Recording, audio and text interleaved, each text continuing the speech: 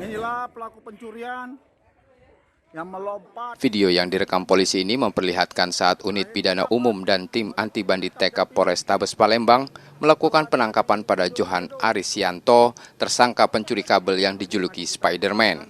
Saat proses penangkapan, polisi harus bekerja ekstra karena tersangka melompat dari satu gedung ke gedung lain menghindari penangkapan.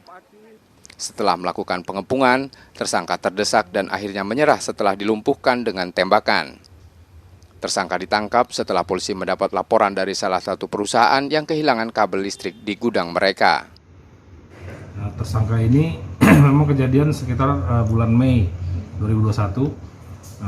Korban sudah melaporkan ke Polresta, kami lidik, kami cek dari rekaman CCTV, ternyata dapat, kita identifikasi pelakunya, alhamdulillah dapat, berhasil kita amankan satu orang pelaku, inisialnya JA. Pelakunya kita amankan dan memang dia mengambil kabel listrik itu di TKP. Panjangnya kami sedang cek berapa panjangnya, kerugian juga korban sudah sedang menghitung.